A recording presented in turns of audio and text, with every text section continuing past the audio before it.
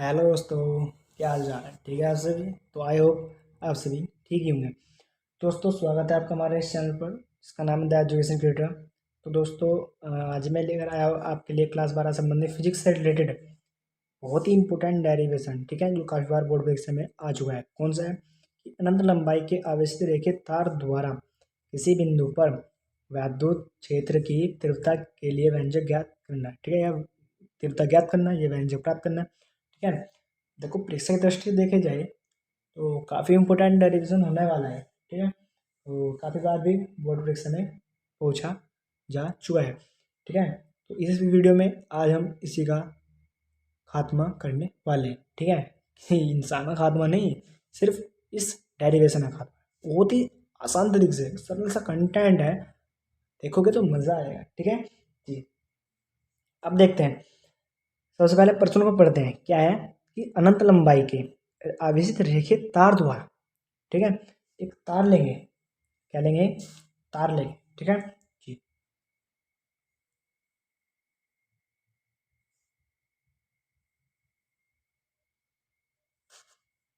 माने ये तार है, ठीक है, ये तार है।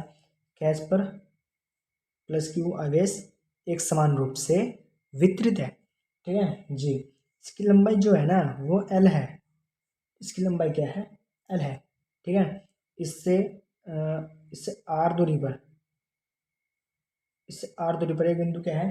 पी है, जिस पर हमें क्या ज्ञात करनी है? ये बिंदु है, इस पर हमें वैद्युत क्षेत्र की तीव्रता ज्ञात करनी है, ठीक है। तो इससे जाते हुए गाउसियन पृष्ठ खींचेंगे, बेलनाकार पृष्ठ खींचेंगे। क्या खींचेंगे? बेलनाकार पृष्ठ खींचेंगे, ठीक है। बेलनाकार के खींचेंगे, पृष्ठ खींचेंगे। ये रहा बेलनाकार पृष्ठ, ठीक है। इससे क्या बिंदु पी पर हमने बेलनाकार पृष्ठ खींचा, ठीक है। उसकी वैद्युत क्षेत्र तीव्रता होगी वो इस ओर होगी, ठीक है जी। ये तार था एक्स और वाई, ठीक है। अब यहाँ तक क्लियर हुआ जी।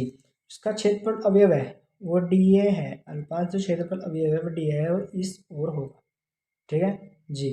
देखो, इसमें एक छोटा सा अल्पांश और लेते हैं। इसके इसके वृत्तीय भाग में, ठीक है, छोटा सा अल्पांश और लेते हैं वृत्तीय भाग में, ठीक है। जो वैद्युत क्षेत्र की तीव्रता होगी वो होगी इसकी इस ओर, ठीक है, जिस ओर पहले थी, ठीक है। जो अल्पांश डी ए जो अवयव होगा वो इस ओर होगा, ठीक है जी। इससे पहले मैंने आपको एक पहले वीडियो में पढ़ा चुका हूँ कि समान क्या होता है किसी अचानक चादर के कारण विद्युत क्षेत्र की तीव्रता, ठीक है। कुछ कुछ ये भी सेम है, ठीक है, कुछ कुछ क्या है ये भी सेम है, ठीक है। और जिसका रेखीय आवेश घनत्व है ना वो क्या है? लैम्डा है, ठीक है। ये आप इसको थ्योरी में पढ़ोगे कि रेखीय तार है तो रेखीय आवेश घनत्व इसका लैम्डा होगा। सिंपल सी बात है, ठीक है जी। तो देरी ना करते हुए चलते हैं अपने टॉपिक पर। अब देखो, हम इसकी दो कंडीशन लेंगे, कर लेंगे।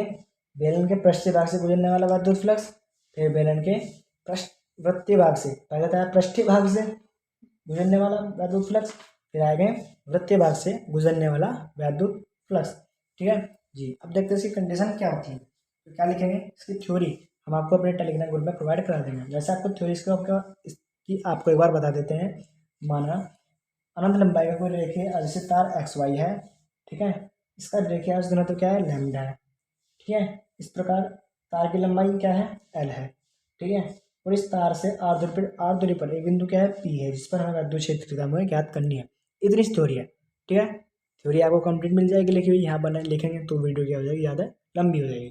टेलीग्राम ग्रुप से आप ज्वाइन हो जाइएगा, इस वीडियो डिस्क्रिप्शन में आपको वह लिंक मिल जाएगी, ठीक है। वहाँ पर हम हर वीडियो का जो क्या होता है पीडीएफ हो जाए कंप्लीट आपको प्रोवाइड करा देते हैं, ठीक है जी। तो ओके, चलते हैं। देखो क्या होगा, सबसे पहले क्या होगा कि बेलन क्या होगा? बेलन बेलन बेलन के पृष्ठीय भाग से गुजरने वाला वैद्युत फ्लक्स क्या होगा?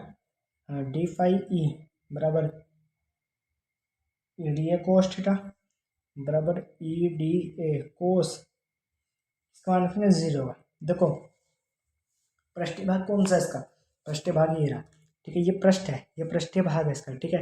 वृत्तीय भाग तो ये है, तो वृत्त के आकार का बना हुआ है, तो वृत्तीय भाग तो ये है, लेकिन पृष्ठीय भाग ये है इसका, ठीक है जी।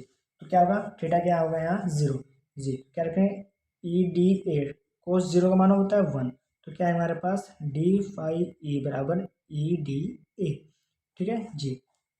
और आपने एक नोटिस किया होगा कि जो हमने टेलीविजन पढ़ाया था, किसी अचालक चादर के कारण वैद्युत क्षेत्र तो हमने पढ़ाई थी, तो वहाँ पर जो पृष्ठीय भाग से गुजरने वाला वैद्युत फ्लक्स आया था ना, वो 0 आया था, ठीक है। यहाँ पर क्या आया, ओनली ED है। अब इसके क्या आएगा, जब वहाँ पृष्ठीय भाग से 0 आया था, तो यहाँ क्या आएगा, यहाँ पृष्ठीय भाग से 0, वहाँ क्या आया था, सॉरी वहाँ पृष्ठीय भाग से 0 आया था, लेकिन यहाँ पृष्ठीय भाग से ED आया।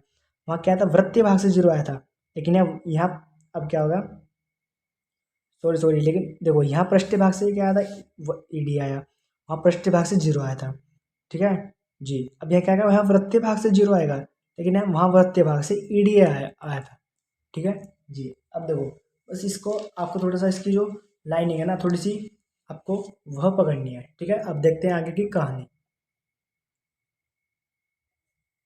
अब देखो आगे की कहानी क्या है, आगे की कहानी क्या है कि बेलन के वृत्तीय भाग से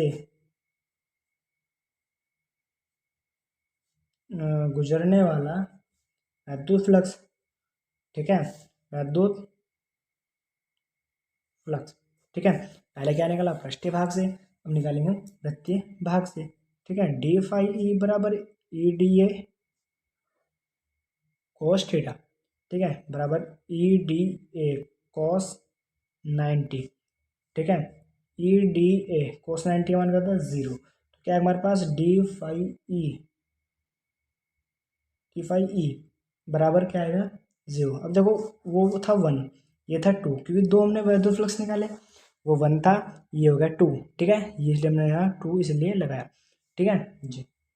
अब आप ऐसे भी समझ सकते हो, जो अचालक चादर थी उसके वृत्तीय भाग से ED आया था, लेकिन इसके था बेलन अनंत लंबाई के जो तार था, इसके लिए वृत्तीय भाग से 0 आया, लेकिन वहाँ वृत्तीय भाग से ED आया था। उसके उसके पृष्ठीय भाग से क्या आया था पृष्ठीय भाग से 0 आया था, ठीक है, लेकिन इसके यहाँ पृष्ठीय भाग से ED आया, ठीक है, ED आया। देखो यहाँ तक क्लियर हो आप सभी का जी। अब निकालेंगे, जब दो छोटे छोटे निकल गए, अब निकालेंगे दो छोटे छोटे निकल गए, अब निकालेंगे संपूर्ण गाउसीय पृष्ठ से गुजरने वाला वैद्युत फ्लक्स, संपूर्ण गाउसीय पृष्ठ से गुजरने वाला वैद्युत फ्लक्स, ठीक है, क्या होगा φE बराबर क्या होगा, समाकलन फाई क्या होगा D∅E1 प्लस समाकलन D∅E2, ठीक है। कि दो छोटे छोटे पद जोड़ेंगे तभी तो एक बड़ा पद बनेगा, ये जो छोटे छोटे पद है ना, ये इसी का तो भाग है, ठीक है, इतना आप खुद समझ सकते हो जी। देखो φE बराबर E1 के कारण क्या आया था, समाकलन EDA प्लस E2 के कारण क्या आया D∅E2 के कारण आया 0, तो 0, ठीक है जी। अब इसे समाकलन को हटाना है, क्या रखेंगे, मैंने आपको क्या बताया कि ये D से हटेगा तो E में बाहर लेना पड़ेगा, ठीक है, ये DA इससे कैंसिल हो जाएगा, तो φE बराबर क्या बचे हमारे पास E∗A, ठीक है, E∗A, तो φE क्या है इसका, बेलन का, ये क्या है बेलन का पृष्ठीय क्षेत्रफल है। क्या होता है पृष्ठीय क्षेत्रफल बेलन का, क्लास 10 में आप पढ़ चुके हो, क्या होता है 2πr, ठीक है, जो 2πr क्या होगा और L, ठीक है, 2πr L, ठीक है, 2πr L जी, क्या होगा 2πr L, ठीक है, क्या होता है बेलन का पृष्ठीय क्षेत्रफल 2πr L, ठीक है जी। इसे क्या मान लो समीकरण नंबर 1। अब देखो हमने गाउस के बारे में आपको पढ़ाई थी जी, तो क्या लिखेंगे, गाउस की प्रमेय से क्या होती है गाउस की प्रमेय, फाई ई बराबर 1/ε0 इंटू क्यू। ठीक है, मैंने आपको क्या बताया कि जो उसका रेखीय आवेश घनत्व है वो क्या है, लैम्डा है। लैम्डा बराबर क्या होता है, क्यू अपॉन एल। यहाँ से हम किसका मान निकाल रहे हैं, क्यू का। तुम्हारे पास क्या निकलेगा, क्यू बराबर लैम्डा इंटू एल। ठीक है, वेरी इजी, समझ गए ना। क्यू का मान निकाला तो लैम्डा इंटू एल आ जाएगा, क्योंकि हमें क्यू का मान निकालना है, क्योंकि उसका क्या हुआ, रेखीय आवेश घनत्व है वो लैम्डा है। मैंने आपको रेखीय आवेश घनत्व, ठीक है, आयतन आवेश घनत्व और पृष्ठीय आवेश घनत्व आपको पढ़ा दिया है। ठीक है, पहले तो क्या होगा, फाई ई बराबर 1/ε0। क्यू का मान हमने क्या रखा है, लैम्डा इंटू एल। ये यहाँ से है समीकरण नंबर 2। अब देखो आप, ये बराबर इसके बराबर है, जब ये और ये बराबर तो क्या ये और ये बराबर नहीं हो सकते, बिल्कुल होंगे।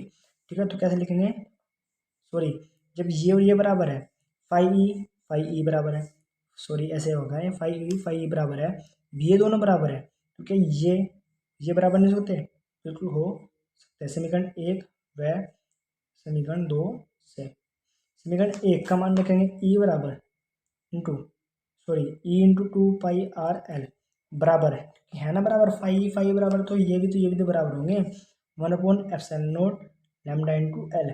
क्लियर हुआ यहाँ तक कोई टेंशन है आपको। ठीक है, समीकरण 1 ये रही, समीकरण 2 ये रही, ये हमने यहाँ पर बराबर मान रख दिया। समीकरण 1 का मान ये रहा, ये धर दिया, समीकरण 2 का मान ये रहा तो ये धर दिया। ठीक है, देखो एल से एल कैंसिल। ठीक है, तुम्हारे पास क्या है, हम वैद्युत क्षेत्र तीव्रता निकालनी है, क्या होती है, ई।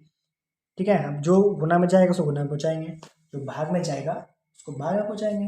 वैसे तो गुना में है तो सारे क्या जाएंगे भाग में, तो क्या बचेगा ऊपर लैम्डा अपॉन 2 πr, ये गुना में नीचे भाग में जाएगा ε0। ठीक है जी, तो आई होप यहाँ तक समझ में आया आपको। तो यही होती है, यही क्या होता है, यही होता है हमारे पास अनंत लंबाई की अविच्छिन्न रेखीय तार द्वारा किसी बिंदु पर वैद्युत क्षेत्र की तीव्रता। ठीक है, ये होती है वैद्युत क्षेत्र की तीव्रता। आई होप यहाँ तक आपको क्लियर हुआ, समझ में आया। ठीक है दोस्तों, मिलते हैं नेक्स्ट वीडियो में, धन्यवाद।